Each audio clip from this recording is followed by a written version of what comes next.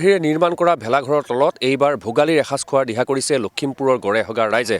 প্ৰায় ২০খনকৈ অধিক গাঁৱৰ ৰাইজ একত্ৰিত হৈ এইবাৰ তেওঁলোকে ভোগালী উলহ মালহেৰে উদযাপন কৰাৰ প্ৰস্তুতি চলিছে আৰু মই সেই প্ৰস্তুতি দেখুৱাবৰ বাবে গড়েহগাত উপস্থিত আছোঁ আৰু আমি কৈছোঁ যে ভোগালী এসাঁজ সকলোৱে মিলা প্ৰীতিৰে খোৱাৰ দিহা কৰিছে আৰু সকলোৱে এতিয়া কামত কিন্তু ব্যস্ত হৈ পৰিছে আৰু এই গাঁৱৰ সকলো ডেকা বুঢ়া জীয়ৰী বোৱাৰী সকলো লগ হৈ তেওঁলোকে এইবাৰ এই মুকলি পথাৰত শস্য চপোৱাৰ পিছত ভোগালী সকলোৱে এসাঁজ খোৱাৰ দিহা কৰিছে আৰু আমি দেখুৱাইছোঁ যে সকলোৱে এতিয়া কামত ব্যস্ত কাৰণ ভোগালীৰ বাবে সকলোৱে এতিয়া প্ৰস্তুতি চলিছে। প্ৰতিঘৰ অসমীয়াত এতিয়া বিহুৰ প্ৰস্তুতি চলাৰ লগে লগে প্ৰায়কেইখন গাঁৱতেই এতিয়া সকলো গাঁৱতেই একত্ৰিত হৈ সকলোৱে এসাঁজ খোৱাৰ দিহা কৰিছে। আমি এয়া দেখুৱাইছোঁ গড়েহগাৰ দৃশ্য আৰু গড়েহগাত সকলোৱে একত্ৰিত হৈ সকলোৱে এসাঁজ খোৱাৰ দিহা কৰিছে। আমি কথা পতাৰ যত্ন কৰিম কেনেকুৱা ধৰণৰ ব্যৱস্থা আছে বা আমি দেখিছোঁ যে ৰংঘৰ আৰ্হিত আপোনালোকৰ ভেলাঘৰ কিমানখন গাঁৱৰ ৰাইজ আছে? আমি আঞ্চলিক 23খন গাঁৱৰ আমি ইয়াত হেৰি কৰি আছোঁ। 23খনৰ আমাৰ গড়েহগা আঞ্চলিক যুৱ সমাজৰ সৌজন্যত আমি এইবাৰ পোনপ্ৰথমৰ বাবে এইবাৰ মাঘলী বিহুৰ ভোগালী উৎসৱ আমি আয়োজন কৰিছোঁ। কেনেকুৱা ধৰণৰ কাৰ্যসূচী থাকিব? কাৰ্যসূচী আমাৰ এদিনীয়া কাৰ্যসূচীৰে আমি আয়োজন কৰিছোঁ। আমাৰ পুৱা ভাগত আমাৰ মেজি জ্বলোৱাৰ পৰা আৰম্ভ কৰি আপোনাৰ ধৰক পোনপ্ৰথমে আমি বয়োজ্যেষ্ঠসকলৰ এটা সম্বৰ্ধনা অনুষ্ঠান এটা আছে। তাৰপাছতে আমি সৰু কণ ল'ৰা ছোৱালীবিলাকৰ চিত্ৰাংকন প্ৰতিযোগিতা আছে।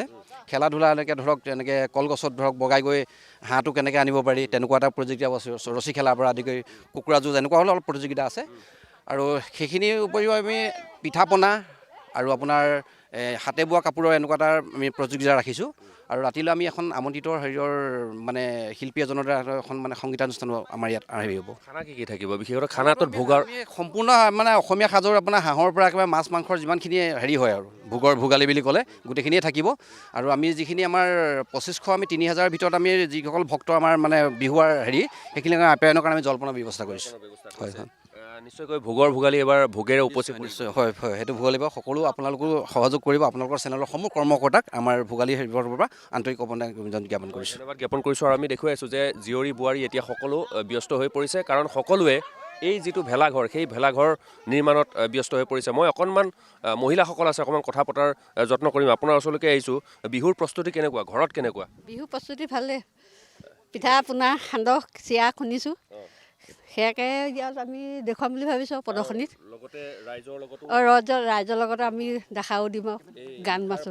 কেনেকুৱা ধৰণৰ বস্তু থাকিব? সকলো থাকিব। ঘৰত কেনেকুৱা আয়োজন? ঘৰত আয়োজন ভালেই। চিৰা পিঠা খুন্দিছোঁ। আজি পিঠা খুন্দিছোঁ। বতৰটো বেয়া কৰিছে আৰু বতৰটো বেয়া কাৰণে মনটো বেয়া লাগিছে। ইমান ল'ৰাখনে কষ্ট কৰিছে এতিয়া বতৰটো বেয়া হ'ল। যদি আৰু বতৰটো ভাল হয় তেতিয়া ল'ৰাখনৰ ভাল লাগিব। সকলো আহিছে। মই কথা পাতিবৰ যত্ন কৰিম যে সকলোৱে কিন্তু এই বিহুক লৈ অকণমান কথা পাতিব বিচাৰিছোঁ। কেনেকুৱা বিহুৰ প্ৰস্তুতি কেনেকুৱা? বিহুৰ প্ৰস্তুতি ঠিকে আছে। এবাৰ প্ৰথমবাৰৰ বাবে আপোনালোকৰ ইয়াত আয়োজন কৰা হৈছে। বহুত ভাল লাগিছে এইটো কথাৰ কাৰণে। আমিও প্ৰদৰ্শনী হিচাপে দিম বুলি ভাবিছোঁ। পিঠা পনা তেনেকৈ বনোৱা হৈছে জা জলপান তেনেকৈ কিন্তু এই ওচৰত হোৱাৰ কাৰণে বেছি ভাল হৈছে। আৰু এয়া হৈছে গড়েহগাৰ ৰাইজৰ প্ৰচেষ্টা আৰু আমি আৰু কথা পাতিব বিচাৰিছোঁ। ভোগালী বুলি ক'লে আচলতে যিটো খানা তাত বেছি ৰুচি থাকে, বেছি গুৰুত্ব দিয়া হয়। আমি জয়জতে নিউজ চেনেলৰ কৰ্মকৰ্তা বিষয়ববীয়াসকলক ধন্যবাদ দিছোঁ। আমি গড়েহগা আঞ্চলিক উদীয়মান যুৱ সমাজৰ তৰফৰ পৰা এইবাৰ পোনপ্ৰথমবাৰৰ বাবে আমি এই ৰংঘৰ প্ৰস্তুত কৰিবলৈ সক্ষম হৈছোঁ। কিন্তু আমাৰ দুখৰ বিষয় হৈ পৰিছে কালি বতৰটোৱে আমাক বহুত নিৰাশ কৰি পেলালে। এবাৰ আকৌ বনোৱাৰ পিছতো আকৌ আমি বনাবলগীয়া হৈছে। গতিকে সেইটো কাৰণে আমাৰ ইয়াৰ সকলো মমতা হৈ পৰিছে মনত ভাগি পৰিছে। কিন্তু যিটো আমি উৰুকাৰ নিশা আমি পাতিম, আমি ভাবিছোঁ লখিমপুৰৰ যিটো একেবাৰে সৰ্ববৃহৎ ডাঙৰ মাছ আহিব বজাৰত। আমি বজাৰৰ লগতো পাতিছোঁ। বৰালি যিটোৱে ডাঙৰ হওক 40 কেজিলৈকে আমি 45 কেজিলৈকে পাম বুলি কৈছে।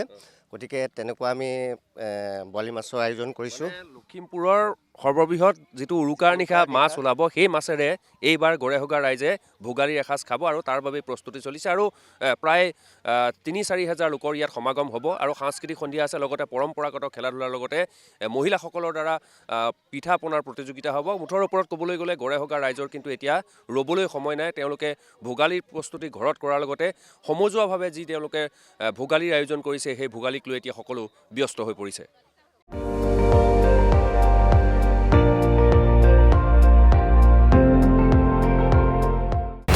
আপুনি চাই আছে ND24 সৰ্বশ্ৰেষ্ঠ নহয় সৰ্বোত্তমৰ দৌৰ